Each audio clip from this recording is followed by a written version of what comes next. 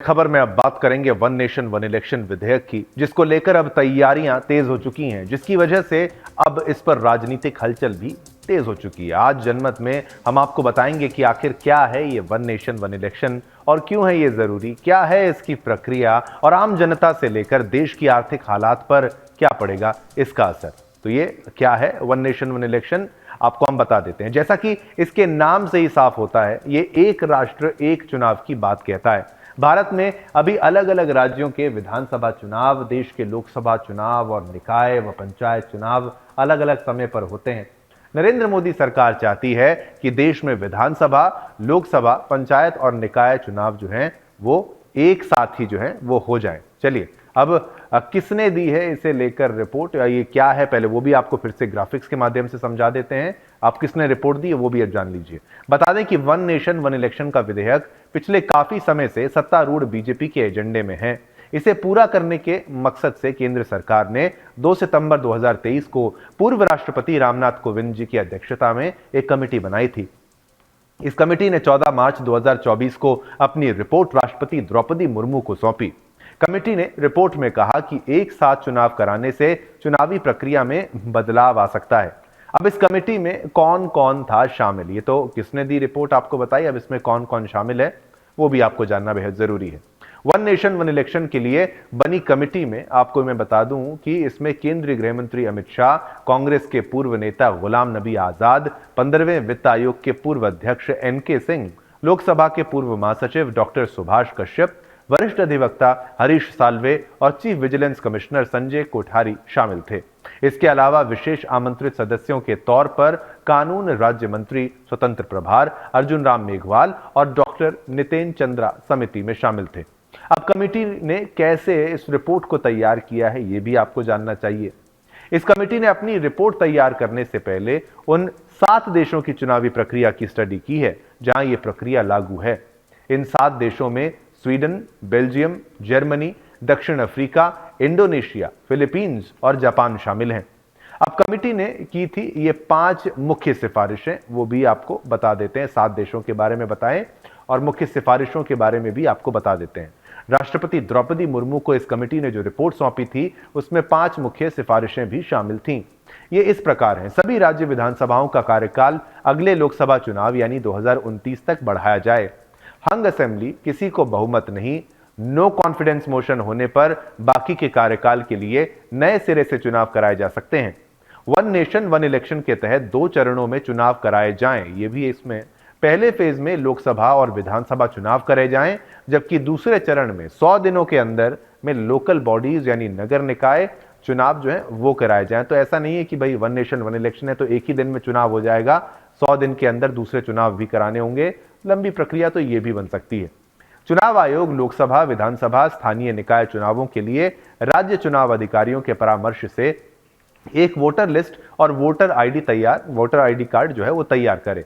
Kovind panel ने एक साथ चुनाव कराने के लिए उपकरणों, जनशक्ति और सुरक्षा बलों की एडवांस प्लानिंग की सिफारिश की है, क्योंकि इतने बड़े लेवल पर अगर होगा तो आपको सुरक्षा के भी तमाम इंतजामों पर गौर करना पड़ेगा। आपको बता दें कि 12 दिसंबर को प्रधानमंत्री नरेंद्र मोदी की अध्यक्षता में केंद्रीय मंत्रिमंडल ने इस विधेयक को मंजूरी दे दी थी, यानी कैबिनेट ने। इसके बाद लोकसभा और विधानसभा चुनाव एक साथ कराने की वन नेशन वन इलेक्शन की सोच को आगे बढ़ाने के लिए यह कदम उठाया गया है।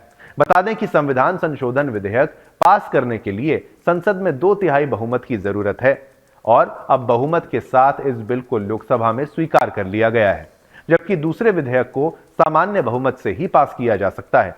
केंद्र सरकार लंबे समय से यह दावा करती आ रही है कि वन नेशन वन इलेक्शन चुनाव सुधार की दिशा में एक बड़ा कदम है। इसी विचार को आगे बढ़ाते हुए सितंबर 2023 में प्रधानमंत्री नरेंद्र मोदी की सरकार ने पूर्व राष्ट्रपति रामनाथ कोविंद जी की अध्यक्षता में वन नेशन वन इलेक्शन की संभावनाएं तलाशने के लिए एक उच्च स्तरीय समिति का गठन किया था। इस समिति ने मार्च 2024 में राष्ट्रपति द्रौपदी मुर्मू जी से मुलाकात कर अपनी रिपोर्ट सौंपी थी। अब प्रक्रिया क्या है ये भी आप जान लीजिए। वन नेशन वन इलेक्शन को लागू करना इतना आसान नहीं है, जैसा कि मैंने पहले भी कहा, और इतना ये शॉर्ट भी नहीं है, कम समय का नहीं होता। ये मुद्दा पहले भी उठा है और संविधान में संशोधन के बाद ये संभव भी है। वहीं आपको बताऊं, इसके लिए जरूरी नहीं कि सभी विधानसभाओं को भंग ही करना पड़े। संविधान में संशोधन करने के लिए दोनों सदनों में 2/3 बहुमत होना चाहिए। लोकसभा में सरकार का बहुमत है और राज्यसभा में जीएसटी की तरह सरकार 2/3 बहुमत मैनेज करने की कोशिश कर सकती है। लेकिन संविधान संशोधन के अलावा कम से कम आधे राज्यों की विधानसभाओं में इसे पास भी होना चाहिए। अब सरकार one nation one election bill पेश करने के बाद जेपीसी के पास भेजने की तैयारी कर रही है। इसके लिए जेपीसी की कमेटी का गठन किया जाएगा, जिसमें विभिन्न दलों के सांसदों की संख्या के आनुपातिक आधार पर सदस्यों को शामिल किया जाएगा। जेपीसी सभी दलों के प्रतिनिधियों से चर्चा कर बिल पर सुझाव लेगी। इसके बाद जेपीसी अपनी रिपोर्ट स्पीकर को सौंपेगी। जेपीसी से अप्रूव होने के बाद विधेयक संसद में लाया जाएगा। संसद के दोनों सदनों से विधेयक पास होने के बाद राष्ट्रपति द्रौपदी मुर्मू जी के पास मंजूरी के लिए भेजा जाएगा और राष्ट्रपति जी के साइन के बाद यह बिल कानून बन जाएगा, यानी लॉ बन जाएगा, बिल से एक्ट बन जाएगा, ये लागू हो जाएगा। इसके कानून बनने के बाद देश भर में एक साथ चुनाव कराए जाने का रास्ता वो साफ हो जाएगा। अब सरकार के सामने मुश्किलें क्या हैं? प्रक्रिया तो आपको हमने समझाई, अब मुश्किलें भी जान लीजिए। इसको राज्यों की विधानसभाओं में भी पास कराना होगा। ऐसा नहीं कि लोकसभा राज्यसभा में पास कराया और बात हो गई, जिसके लिए कम से कम 14 राज्यों की मंजूरी की जरूरत होगी और यह मुश्किल नहीं है। बीजेपी या उसके सहयोगी दलों की 12 राज्यों में सरकारें हैं, 2-3 राज्य तो आने को तैयार हैं। उड़ीसा और आंध्र प्रदेश के लिए तो कोई फर्क नहीं होगा, कोई उनको फर्क नहीं पड़ता, क्योंकि वहां लोकसभा के साथ ही विधानसभा के चुनाव होते हैं। सबसे बड़ी समस्या राज्यसभा में हो सकती है। अगर कांग्रेस इसको सपोर्ट नहीं करती तो राज्यसभा में इसको पास कराना थोड़ा मुश्किल हो सकता है, लेकिन कांग्रेस के लिए भी इस विधेयक को गिराकर चुनाव में जाना मुश्किल होगा। सवाल यह भी है कि अगर एक साथ चुनाव कराए जाने पर सहमति बनती है तो बड़े पैमाने पर संसाधन तैनात करने की चुनौती कैसे पूरी होगी? एक साथ एक समय पर ही सभी जगह चुनाव कराने के लिए अधिक ईवीएम और वीवीपैट मशीनें चाहिए होंगी।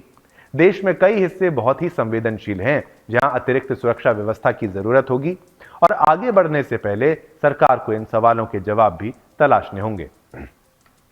अब एक देश एक चुनाव से होगा क्या चुनाव सुधार, ये भी है। देखिए, मुश्किलें मैंने आपको समझाई, लेकिन अब क्या सुधार वो भी आपको देखना होगा।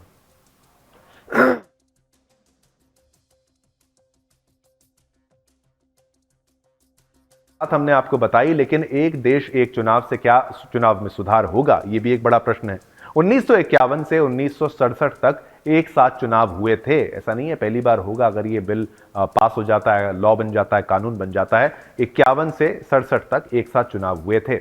उस वक्त लोकसभा और सभी विधानसभाओं के चुनाव एक साथ कराए जाते थे। 1999 में विधि आयोग की 170वीं रिपोर्ट, इस रिपोर्ट में सुझाव दिया गया था कि हर 5 साल में लोकसभा और सभी विधानसभाओं के चुनाव एक साथ कराए जाएं।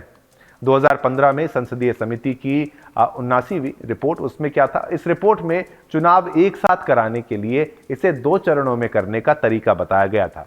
रामनाथ कोविंद जी की अध्यक्षता में उच्च स्तरीय समिति, अब इसमें क्या है, इस समिति ने राजनीतिक दलों और विशेषज्ञों सहित कई लोगों से चर्चा और सुझाव लिए। अब चुनावों पर व्यापक समर्थन की बात भी आपको बताएं। बातचीत और फीडबैक से यह पता चला कि देश में एक साथ चुनाव कराने को लेकर काफी समर्थन है। लोग इसको पसंद भी कर रहे हैं, लोग चाहते हैं ऐसा हो। अब देश में कब कब हुए हैं एक साथ चुनाव, इसकी भी इतिहास के बारे में यानी हिस्ट्री के बारे में आप जान लीजिए। आजादी के बाद भारत में पहली बार 1951 से 52 में आम चुनाव हुए थे। उस वक्त लोकसभा चुनाव के साथ साथ 22 राज्यों की विधानसभा के चुनाव भी कराए गए थे। यह पूरी प्रक्रिया करीब 6 महीने तक चली। पहले आम चुनाव में लगभग 489 लोकसभा सीटों के लिए 17 करोड़ मतदाताओं ने वोट डाला था, जबकि आज भारत में वोटरों की संख्या लगभग 100 करोड़ हो चुकी है।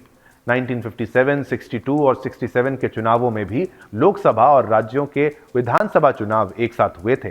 हालांकि उस दौरान भी कुछ राज्यों में अलग से चुनाव कराए गए थे, जैसा कि 1955 यानी 1955 में आंध्र राष्ट्रम, जो बाद में आंध्र प्रदेश बना। 1960-1965 में केरल और 1961 में ओडिशा में विधानसभा चुनाव अलग से हुए थे। 1967 के बाद कुछ राज्यों की विधानसभाएं जल्दी भंग हो गई और वहां राष्ट्रपति शासन लगा दिया गया। इसके अलावा 1972 में लोकसभा चुनाव समय से पहले कराए गए, जिससे लोकसभा और विधानसभा चुनावों का चक्र अलग हो गया। 1983 में भारतीय चुनाव आयोग ने एक साथ चुनाव कराने का प्रस्ताव तत्कालीन प्रधानमंत्री इंदिरा गांधी की सरकार को दिया था। हालांकि यह प्रस्ताव तब लागू नहीं हो सका। अब एक साथ चुनाव से किसे फायदा होगा यह भी जान लीजिए। चुनावों में ब्लैक मनी का बड़े पैमाने पर इस्तेमाल होता है और अगर एक साथ चुनाव होते हैं तो इसमें काफी कमी आएगी। चुनाव खर्च का बोझ कम होगा और समय कम जाएगा और पार्टियों को, उम्मीदवारों पर जो खर्च का दबाव है वो भी कम होगा। पार्टियों पर सबसे बड़ा बोझ इलेक्शन फंड का होता है, ऐसे में छोटी पार्टियों को इसका सबसे ज्यादा फायदा मिलने वाला है।